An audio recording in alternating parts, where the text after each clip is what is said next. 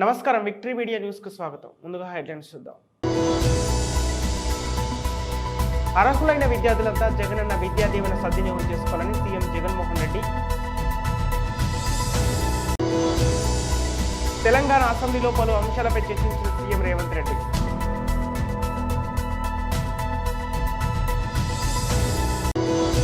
సమస్యలు పరిష్కరించాలంటూ అంగన్వాడీ కార్యకర్తల నిరసన, చర్చలకు పిలిచే వరకు పోరాటం చేస్తాం.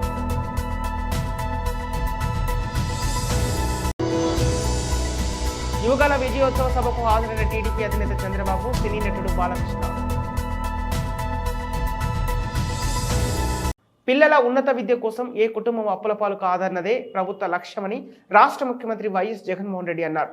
బుధవారం తాడేపల్లి సీఎం కార్యాలయం నుంచి అర్హులైన 390 మంది విద్యార్థులకు 41.60 కోట్ల జగనన్న విదేశీ విద్యా దీవెన కార్యక్రమాన్ని ప్రారంభించారు. ఈ సందర్భంగా సీఎం జగన్ మాట్లాడుతూ సివిల్స్ ప్రిలిమినరీలో అర్హత సాధించిన 95 మందికి 1,00,000 చొప్పున ఆర్థిక తోడ్పాటు అందిస్తామని, గత ప్రభుత్వంలో మొక్కుబడి సాయం కాదని మన విద్యార్థులు పోటీ ప్రపంచంలో లీడర్స్గా ఎదిగేలా సాయం చేస్తామన్నారు.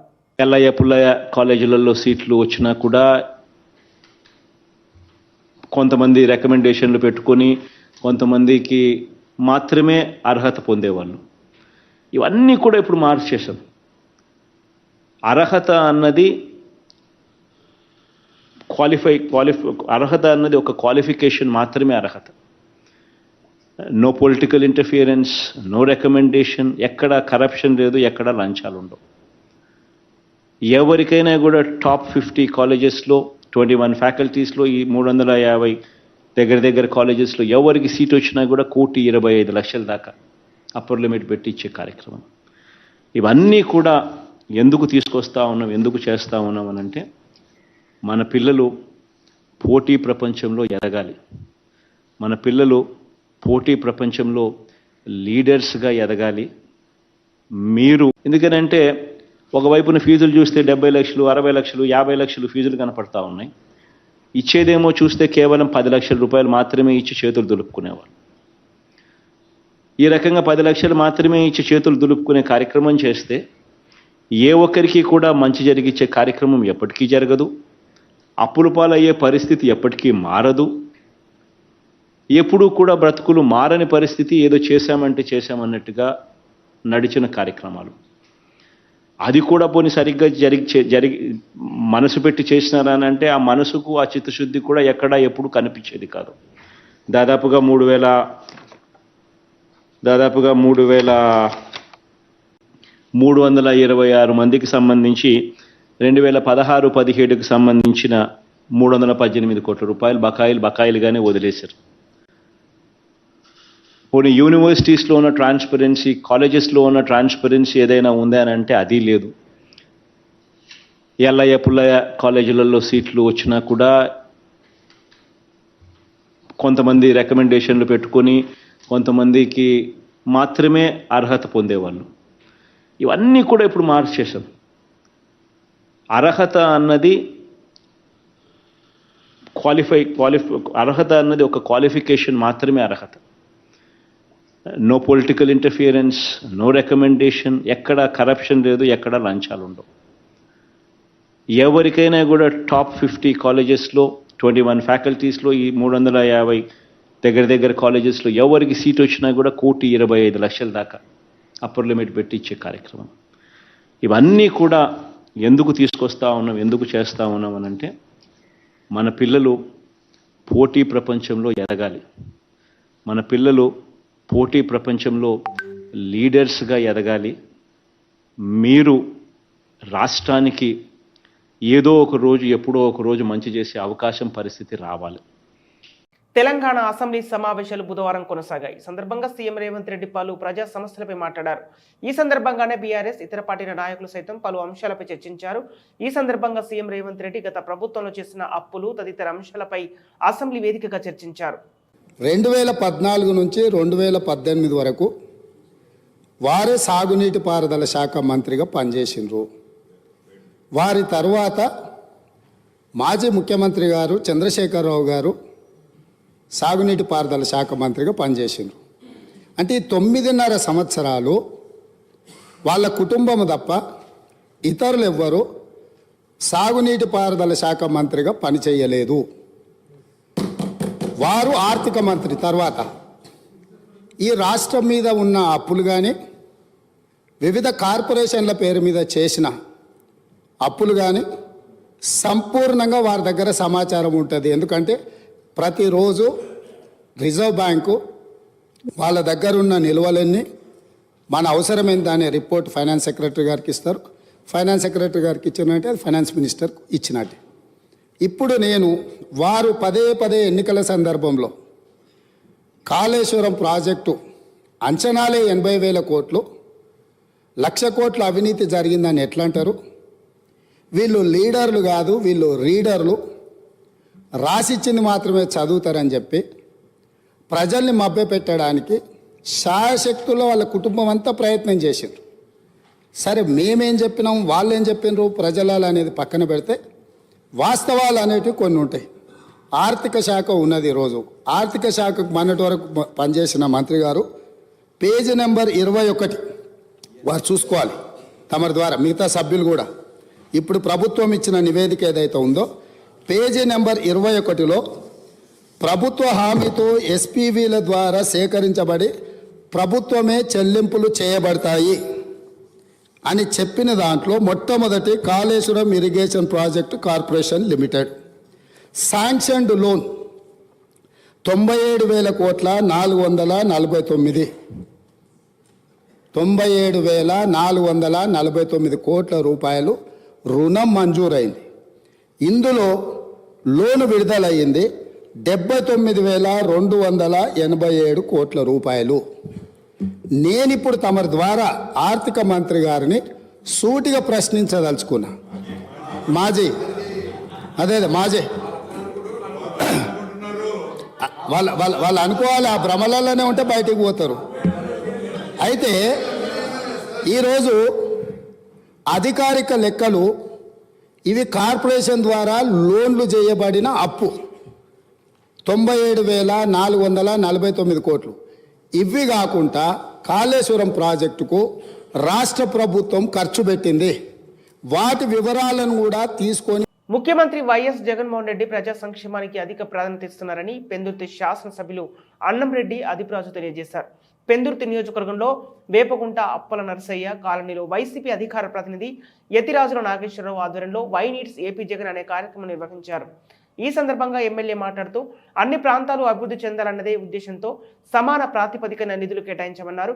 ఆరోగ్యశ్రీ పథకాన్ని 25 లక్షల వరకు వయో పరిమితి పెంచుతూ ముఖ్యమంత్రి వైఎస్ జగన్మోహన్ రెడ్డి సంచలనాత్మక నిర్ణయం తీసుకోవడం పట్ల రాష్ట్రంలో అన్ని వర్గాల ప్రజలు ఆశాభావం వ్యక్తం చేస్తున్నారు. ఈ కార్యక్రమంలో పార్టీ నాయకులు కార్యకర్తలు పాల్గొన్నారు.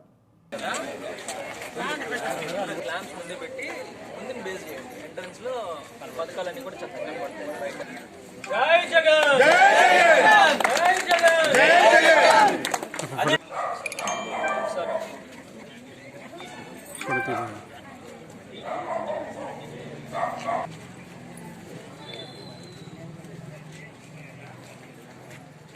జగన్ పెట్టుకొని వస్తాను. నేను అంతకన్నా చిన్న జై జగన్ జై జగన్ జై జగన్ వాళ్ళే నింపుతారు. అది తీసుకెళ్లి సచివాలయంలో ఇస్తారు.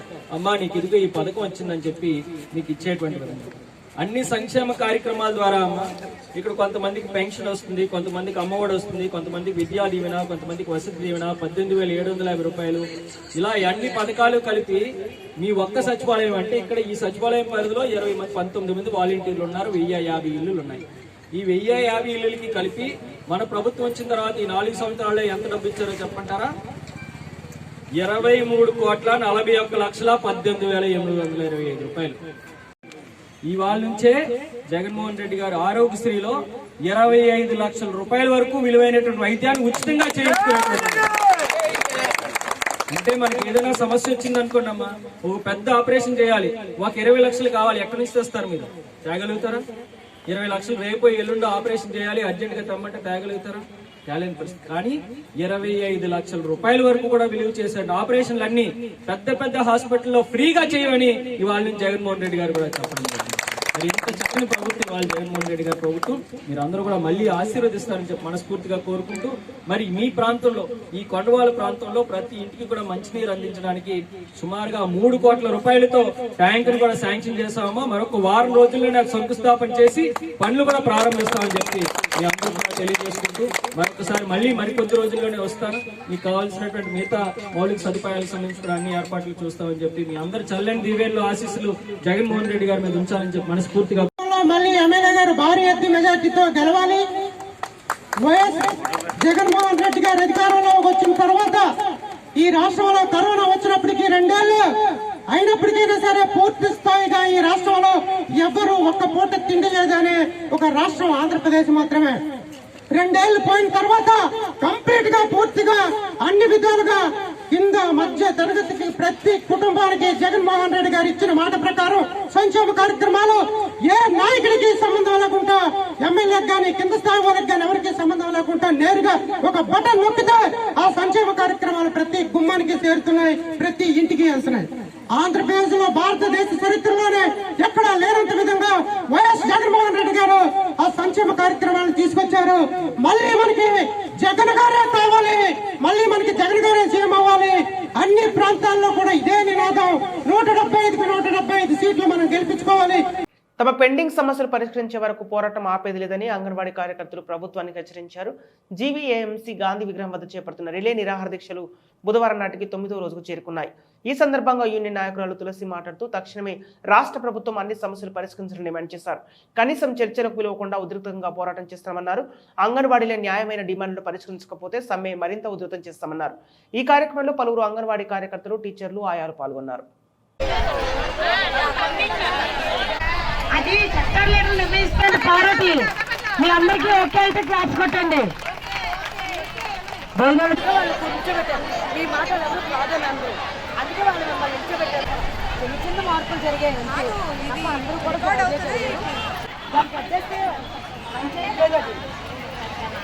మన ప్రాజెక్ట్ లీడరు, ప్రాజెక్ట్ లో ప్రెసిడెంట్. ఈరోజు అంగన్వాడీల సమ్మె 9వ రోజుకు చేరిందండి. ఈ రోజు వరకు కూడా రాష్ట్ర ప్రభుత్వం చర్చలకు పిలవడం లేదు, మా సమస్యలు అయితే తీర్చలేదు. అందువల్ల మా అంగన్వాడీ వర్కర్స్ అండ్ హెల్పర్స్లో కూడా ఇంకా ఉద్రేకం పెరిగిపోతుంది. అందువల్ల ఇప్పటికైనా సరే మన రాష్ట్ర ప్రభుత్వం కల్పించుకొని అంగన్వాడీలకి న్యాయమైన డిమాండ్స్ కానీ తీర్చకపోతే ఇంకా సమ్మెను ఉధృతం చేస్తామని చెప్పేసి తెలియజేయడం జరిగింది. మా న్యాయమైన డిమాండ్స్ కనీస వేతనం 26,000 రూపాయలు ఇవ్వాలి, అలాగే గ్రాడ్యుటీ అమలు చేయాలి, ఉద్యోగ భద్రత కల్పించాలి. అన్ని యాప్లు కలిపి ఒకే యాప్గా చేసిన రోజు మేము పనిచేయడానికి కూడా వీలుగా ఉంటుందని చెప్పేసి రాష్ట్ర ప్రభుత్వానికి పదే పదే చెప్తున్నాము. అయినా సరే రాష్ట్ర ప్రభుత్వం మొండి వైఖరి అయితే వేడట్లేదు. అందువల్ల ఇక్కడ నుండి ఈ రోజు అయితే అంగన్వాడీలు 9వ రోజుగా భిక్షాటన చేశాము. ఎందువల్ల చేశామంటే రాష్ట్ర ప్రభుత్వం ఇస్తున్న జీతానికి మాకు భిక్షాటన తప్ప మరో దారి లేదని చెప్పేసి తెలియపరచడం కోసం ఈరోజు భిక్షాటన చేయడం రాష్ట్రం మొత్తం మీద కూడా జరిగింది. ఎప్పటికైనా సరే రాష్ట్ర ప్రభుత్వం మొండి వైఖరిని తొలగించి మా న్యాయమైన డిమాండ్లను తొలగించకపోతే ఇంకా సమ్మెను ఉధృతం చేస్తామని చెప్పేసి అంగన్వాడీలందరూ కూడా హెచ్చరిస్తున్నామండి. సమగ్ర శిక్ష అభియాన్ సంస్థలో పనిచేస్తున్న ఉద్యోగులను విద్యుత్ శాఖలో విలీనం చేసి రెగ్యులర్ చేయాలని సమగ్ర శిక్ష అభియాన్ యూనియన్ నాయకులు డిమాండ్ చేశారు. బుధవారం జీవీఎంసీ గాంధీ విగ్రహం వద్ద చేపట్టిన రిలే దీక్షలో ఆయన మాట్లాడుతూ తక్షణమే రాష్ట్ర ప్రభుత్వ ఉద్యోగులకు హెచ్ఆర్ పాలసీ అమలు చేయాలని, సుప్రీంకోర్టు తీర్పు ప్రకారం సమాన వేతనం అమలు చేయాలని, పదవి విరమణ వయసు 62 ఏళ్లకు పెంచాలన్నారు. వేతనంతో కూడిన మెడికల్ లీవ్లు మంజూరు చేయాలని, మెరుగైన హెల్త్ స్కీమ్ అమలు చేయాలని కోరారు. ఈ కార్యక్రమంలో పలువురు ఉద్యోగులు పాల్గొన్నారు.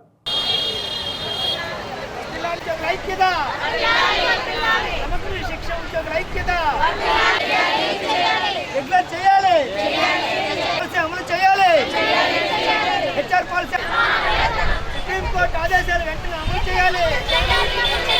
సుప్రీంకోర్టు ఆదేశాలు వెంటనే అమలు చేయాలి. సమగ్ర శిక్ష ఉద్యోగుల ఐక్యత, సమగ్ర శిక్ష ఉద్యోగుల ఐక్యత.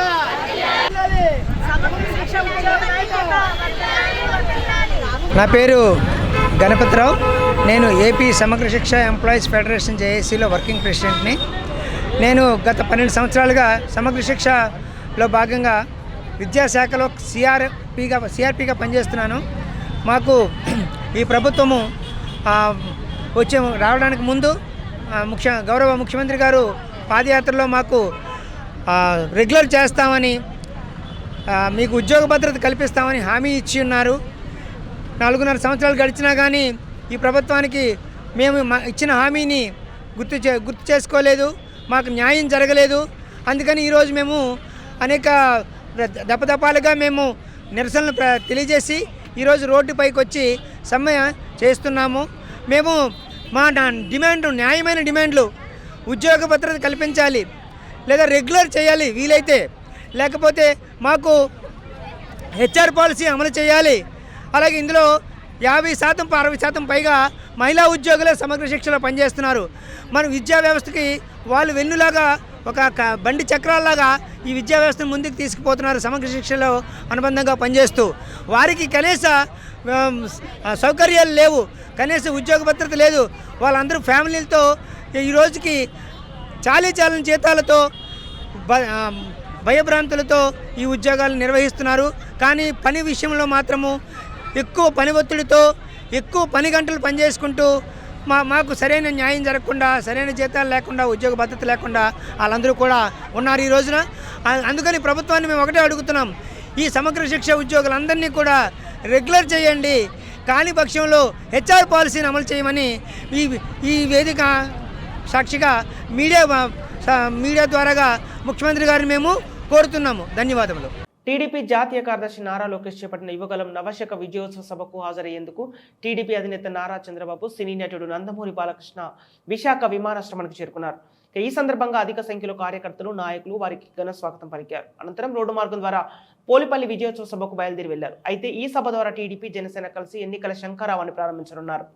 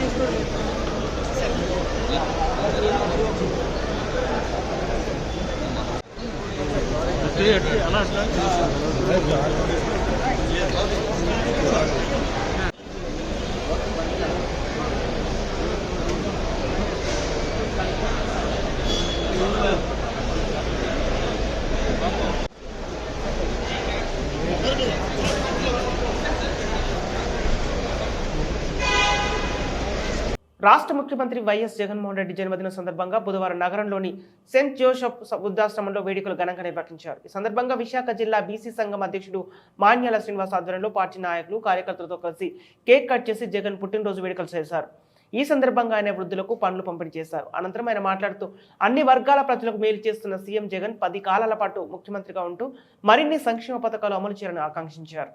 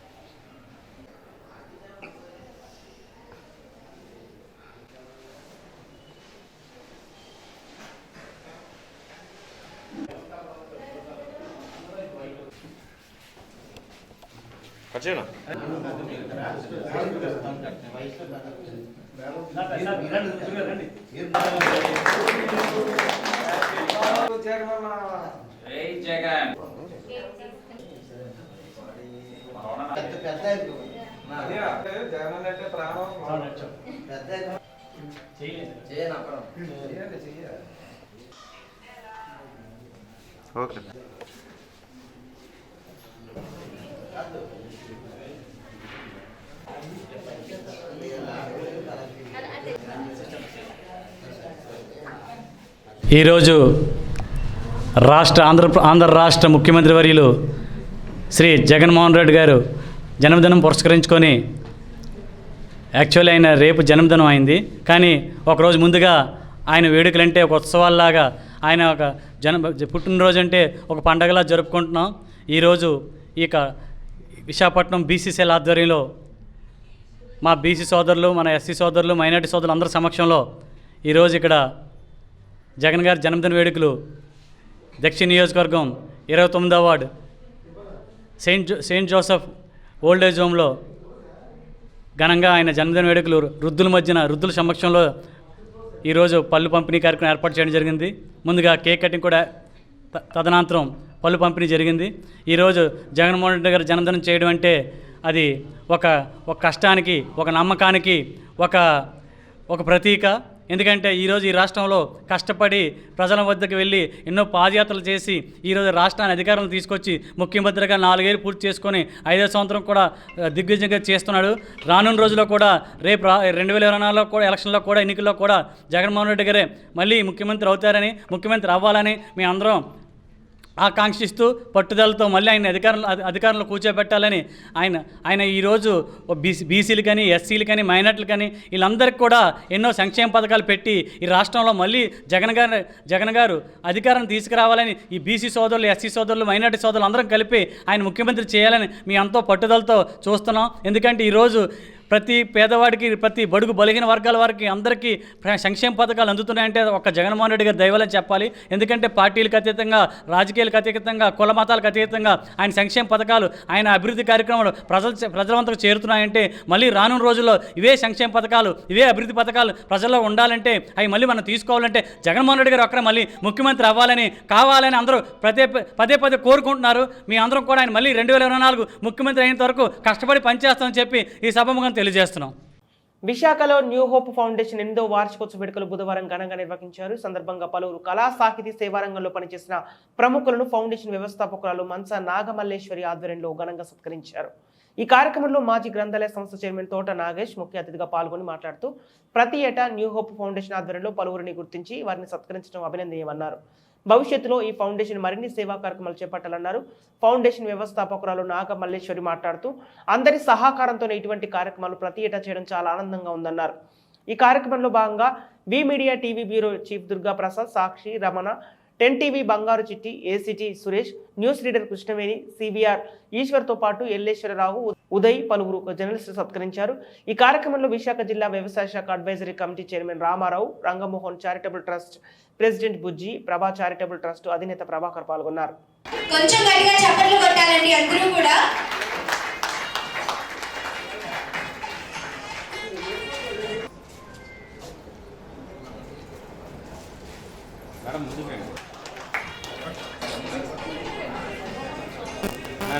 కొంచెం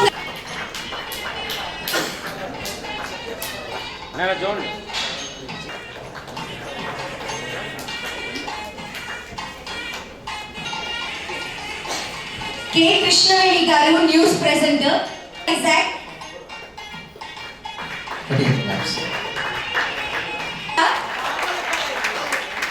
మీలాగే మీరు కూడా అందిస్తున్నారు, మనందరికీ తెలియాలని విషయాలు. సో మరి ఇలాంటి వ్యక్తులకి మన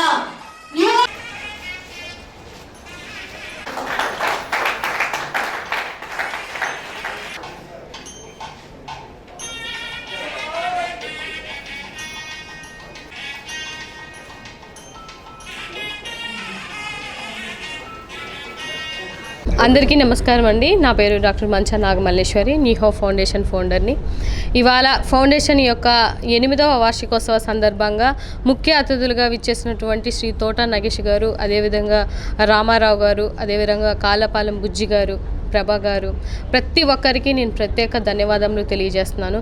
ఇవాళ ఈ ప్రోగ్రామ్ ఇంత సక్సెస్ఫుల్గా అయింది అని అంటే వీళ్ళు పెద్ద మనసు చేసుకొని టైంకి వచ్చి వాళ్ళ చేతుల మీదుగా దగ్గరగా 100 అవార్డ్స్ ప్రతి ఒక్క రంగంలో, సేవా రంగంలో కానీ, అలాగే జీవీఎంస్కి సంబంధించిన వాళ్ళకి కానీ, మీడియా వాళ్ళకి కానీ, ఇండివిజువల్గా సర్వీస్ చేసిన వాళ్ళకి కానీ, డాక్టర్స్కి అంటే ఫ్రీగా వైద్యం చేస్తున్న వాళ్ళకి కానీ ప్రతి ఒక్కరికి ఇవాళ అవార్డ్స్ ఇచ్చామండి. మాకు ఎంతో ఆనందంగా ఉంది. సో ఇలాంటి కార్యక్రమాలు మీరందరూ నాకు అండదండగా ఉంటే మునుముందు ఎన్నో కార్యక్రమాలు చేస్తాము. ముందుగా మీ అందరికీ ముఖ్యంగా మీడియా మిత్రులందరికీ వచ్చి టైంకి సకాలంలో ఈ ప్రోగ్రాం ఇప్పుడే కాదు, గత 8 సంవత్సరాల నుంచి మీరు నాకు తోడుగా ఉన్నారు. ఈ తోడు ఎప్పటికీ ఉండాలి. నేను ఏ పొజిషన్కి వెళ్ళినా కూడా మీరు నాకు అండదండగా అందరూ ఉండాలి అని చెప్పేసి ఈ సందర్భంగా కోరుకుంటూ సెలవు తీసుకున్నాను. ఈరోజు న్యూ హోప్ ఫౌండేషన్ ఆధ్వర్యంలో 8వ వార్షికోత్సవం సందర్భంగా విశాఖ చుట్టుపక్కల ప్రాంతాల నుంచి అనేక మందికి వివిధ రంగాల్లో సేవ చేసిన వాళ్ళందరికీ కూడా సత్కారాలు అవార్డులతో సత్కరించడం మరి డాక్టర్ నాగమల్లేశ్వరి గారి ఆధ్వర్యంలో ఈ వేడుకలు జరుపుకోవడం జరిగింది. దీనికి అతిథులుగా చిక్కాల రామారావు గారు, తాళ్ళపాలెం బుజ్జి గారు, ఇంకా అనేక మంది పెద్దలు రావడం జరిగింది. మరి ఈ కార్యక్రమం గత 8 సంవత్సరాలుగా అంత దిగ్విజయంగా చేస్తూ మరి ఆవిడని అన్ని విధాలుగా ఆర్థికంగా కానీ సేవా కార్యక్రమంలో పాలు పుంజుకునే వివిధ రంగాల్లో ఉన్న మిత్రులందరికీ కూడా ఈ సందర్భంగా ఆమె తరపున ధన్యవాదాలు తెలుపుకుంటూ మరి ఇటువంటి ఎన్నో సేవా కార్యక్రమాలు ఇంకా ముందు ఇంకా చేసి జాతీయ స్థాయి అవార్డు గతంలో ఆవిడకి రావడం జరిగింది. ఇంకా ప్రభుత్వం నుంచి కూడా ఒక ఉన్నతమైన గుర్తింపు పొంది అవార్డు రావాలని సందర్భంలో ఆవిడని ఈ సందర్భంలో శుభాకాంక్షలు తెలియజేస్తున్నాను. ఈరోజు విశాఖపట్నంలో జరుగుతున్న న్యూ ఫౌండేషన్ ఆధ్వర్యంలో మల్లేశ్వర గారు 8 సంవత్సరాల నుంచి సేవా కార్యక్రమం చేయడమే కాకుండా వివిధ రంగాల్లో సేవలు అందిస్తున్న అలాగే ప్రముఖులను ఒక తాటి మీదకి తీసుకొచ్చి రాష్ట్రంలో నలుమూల నుంచి తీసుకొచ్చి వాళ్ళకి అవార్డులు ఇవ్వడం కానీ అలాగే సత్కరించడం కానీ జరిగింది.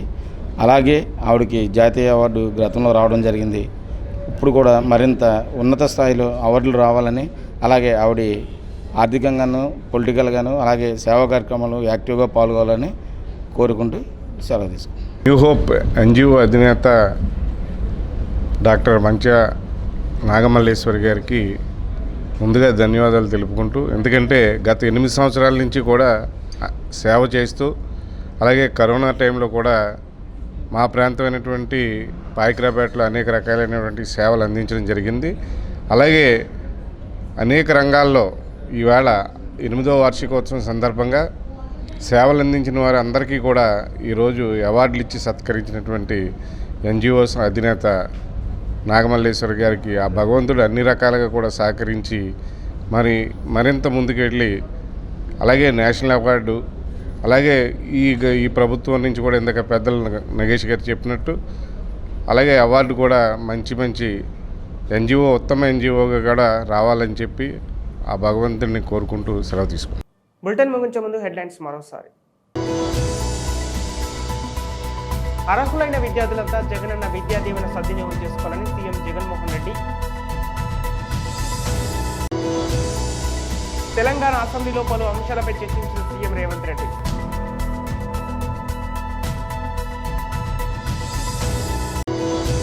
సమస్యలు పరిష్కరించాలంటూ అంగన్వాడీ కార్యకర్తల నిరసన, చర్చలకు పిలిచే వరకు పోరాటం చేస్తాం.